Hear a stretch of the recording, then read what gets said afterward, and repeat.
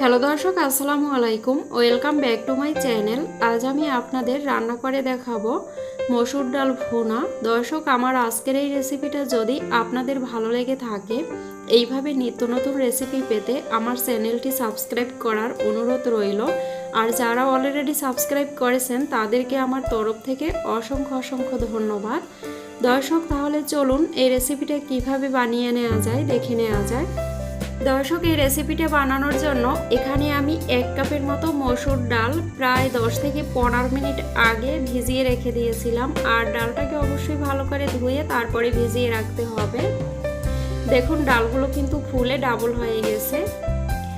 এখন আমি চুলায় একটা ফ্রাই প্যান বসিয়ে দিলাম। এখন চুলাটা অন করে এর মধ্যে দিয়ে দিব পরিমাণ মতো রান্নার তেল। তেল একটু গরম হয়ে আসলে দিয়ে দিব 4টে শুকনো মরিচ। এখন এই মরিচগুলো কিছুক্ষণ একটু নেড়েচেড়ে ভেজে নিতে হবে।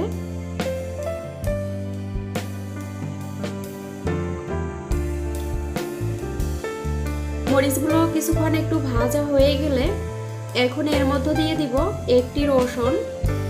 আর আমার রসুনের কোয়াগুলো একটু বড় ছিল, তাই আমি মাঝখান থেকে কেটে দিয়েছি। আপনাদের রসুনের কোয়াগুলো যদি ছোট হয় তাহলে কাটার দরকার নেই। এখন এই রসুনের কোয়াগুলো মরিচের সাথে বেশ কিছুক্ষণ একটু ভেজে নিব। রসুনের কোয়াগুলো কিছুক্ষণ ভাজার পরে একটু নরম হয়ে আসবে আর কালারটাও কিন্তু চেঞ্জ হয়ে আসবে। তখন দিয়ে দিতে হবে পেঁয়াজ কুচি। এখানে আমি 2টা বড় সাইজের পেঁয়াজ নিয়েছি। আপনারা চাইলে আপনাদের পছন্দ অনুযায়ীও দিতে পারেন, কম বা বেশি। তবে মসুর ডাল ভুনায় পেঁয়াজ এবং রসুনটা বেশি দিলেই কিন্তু খেতে বেশি মজা হয়। এখন এগুলো আবার বেশ কিছুক্ষণ একটু ভেজে নিতে হবে।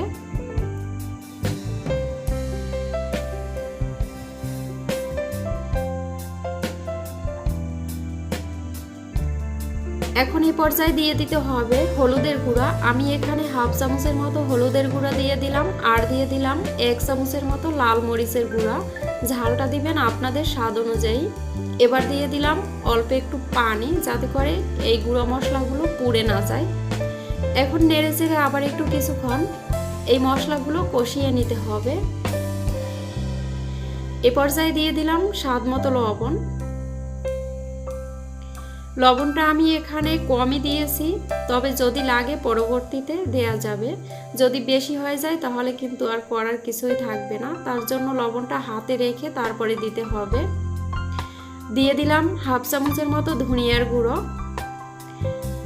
এখন এই মশলাগুলো ভালো করে এইভাবে নেড়েচেড়ে কিছুক্ষণ কষিয়ে নেওয়ার পর যখন এখানের পানিটা সম্পূর্ণ শুকিয়ে যাবে, তখন এখানে আমি আবার সামান্য একটু পানি দিয়ে দিলাম। এবার এই মশলাটাকেও আবার ভালো করে একটু কষিয়ে নিতে হবে, যাতে করে মশলার যে একটা কাঁচা গন্ধ থাকে, গন্ধটা যাতে না থাকে। এ পর্যায়ে দিয়ে দিলাম হাফ চামচের মতো আদা বাটা। আদাকেও মশলার সাথে ভালো করে নেড়েচেড়ে কয়েক সেকেন্ড কষিয়ে নিতে হবে। মশলাগুলো আমার কষানো হয়ে গেছে। এইভাবে যখন পানিটা সম্পূর্ণ শুকিয়ে যাবে, এ পর্যায়ে দিয়ে দিব আমি ডালগুলো দিয়ে মশলার সাথে ভালো করে নেড়েচেড়ে মিশিয়ে নিতে হবে। মশলার সাথে ডালগুলো ভালো করে মিশিয়ে নেওয়া হয়ে গেলে এখন আমি চুলার আঁচটা একদম লো হিটে রেখে তারপরে ঢাকনা দিয়ে দিব 2 মিনিটের জন্য। 2 মিনিট পরে ঢাকনা তুলে নিব। এবার ডালগুলো নেড়েচেড়ে দেখে নিব। দেখুন, এখানের পানিটা কিন্তু সম্পূর্ণ শুকিয়ে গেছে, ডালটা থেকে কিন্তু তেলটা ছেড়ে দিয়েছে।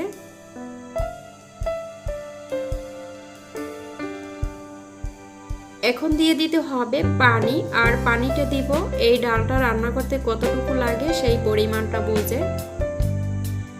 তবে মসুর ডাল ভুনায় বেশি একটা পানির প্রয়োজন হয় না। এখানে আমি 1 থেকে 1.5 কাপের মতো পানি দিয়েছি।